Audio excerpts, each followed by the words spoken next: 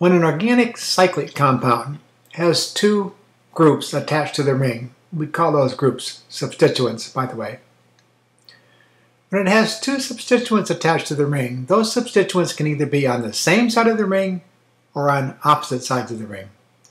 And when those rings are pretty close to planar, it's very easy to draw and talk about. Take a look. I've drawn the structures of two cyclobutanes.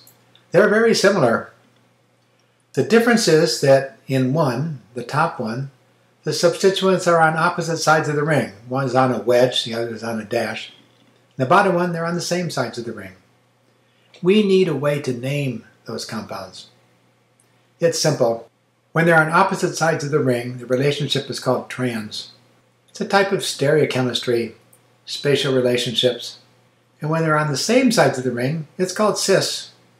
And these designations are put way out in front of everything else in the name. Let's name one of these just for practice. We need to start by mentioning that it's a four-membered ring. 4 is butane, and the ring we need to call cyclo, so it's cyclobutane. We're going to need to say where the substituents are, so we'll need to number the ring. Let's do that.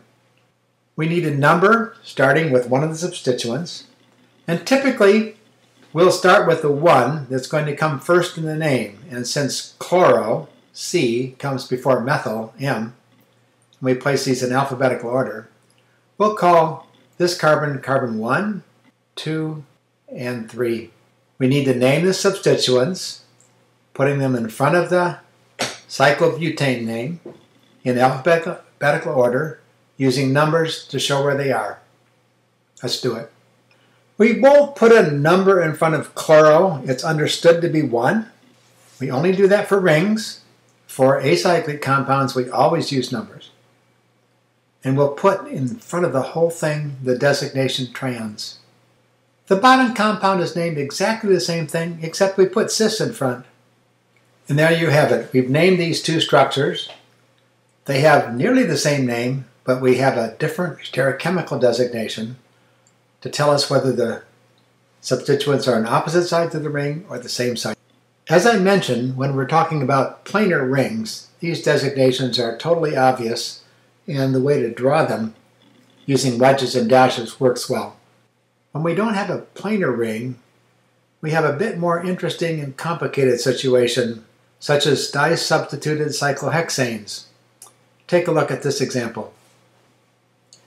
I've drawn the structure for tertiary butyl methyl cyclohexane.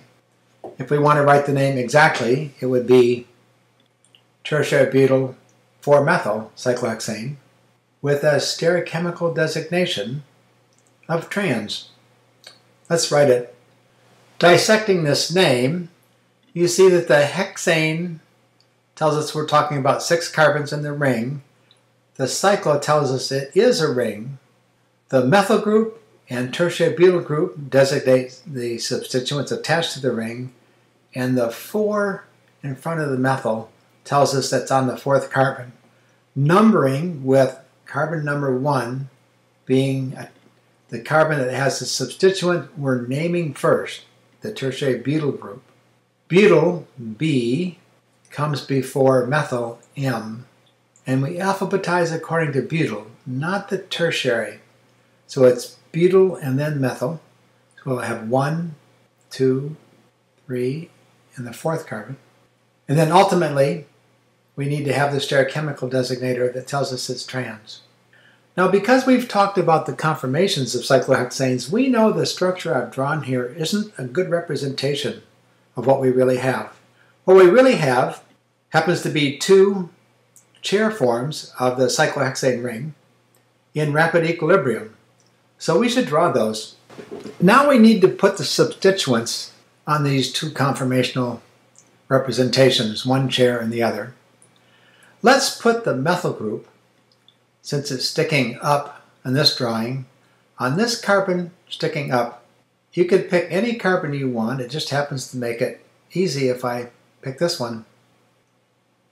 And then we go around the ring to the opposite carbon, 2 carbons in between, and then a substituent. And we see that this tertiary butyl group is ticking down. And just to be clear, let's say for sure this is up and it's axial. This one is down and axial. And if we show the hydrogens on these two carbons, they'll be in equatorial positions, like this. Now when this chair form converts to this chair form, I want to put a label on this carbon so we can track it. That is moving down and becomes this carbon. At the same time, this carbon, which I'll put in green, is moving up, becomes this carbon. And we know that ring flipping interchanges axial and equatorial positions.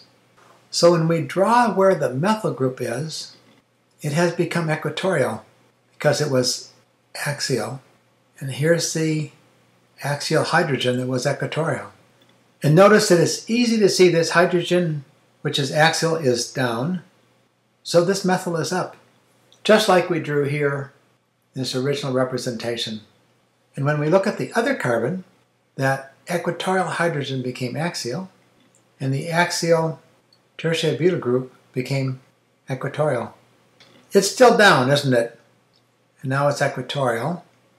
And we can verify this is down so easily by looking at this hydrogen here, which we see is axial and sticking straight up. And this methyl group is equatorial. So we have up, up, up. That never changes. And this tertiary butyl group is shown as down, and it's down, and it's down. That never changes. What changes is whether they're axial or equatorial. Now what's different about these? Well, let's focus on the 1,3 diaxial interactions that we find in each of these two conformations. To do that, we'll have to draw in the axial substituents on the other carbons. And what we see is that the methyl and hydrogen and the methyl and this hydrogen have 1,3 diaxial interactions that lead to steric strain. And the tertiary butyl group has 1,3 diaxial interactions that cause steric strain. Whereas this structure has no 1,3 diaxial steric strain. So it's more stable because it's lower energy and favored in the equilibrium. So we'll push this arrow in the right-hand direction, a smaller arrow going back. Let's take a look at the cis stereoisomer. I start by writing the two chair conformations, showing that they're in equilibrium, and then we'll put the substituents on, showing the right stereochemistry. In this case, they're both shown as up. Here's the methyl group. I'm going to show it up and axial. If we want to, we can draw the equatorial hydrogen to remind us. And now I need to show that tertiary butyl group is up.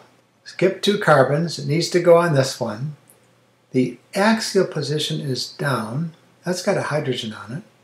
So this must be up. Let's label them. Up and axial. Up, equatorial. And we can do the same thing for the other conformation. This carbon rotates down to become this one. And this carbon rotates up to become this one. So when we attach the substituents, we know that that axial substituent becomes equatorial, CH3. And if we want, we can write the hydrogen in. This is down axial. And this equatorial substituent becomes axial. We know that. We could write that hydrogen in if we want, equatorial. And let's label these guys, just to be clear. This is up and equatorial. This is up and axial. Now let's look at the 1,3 diaxial interactions. Well, here we see the methyl group has diaxial interactions. And in this one, it's the tertiary butyl group that has the 1,3 diaxial interactions. There's a steric strain, and the tertiary butyl group also shows steric strain. So, is one favored over the other? Well, yes, because the sizes of methyl and tertiary butyl are quite different. This methyl group is fairly small, and the resulting 1,3 diaxial interactions are smaller than the tertiary butyl group, which is very big and has greater steric strain as a result.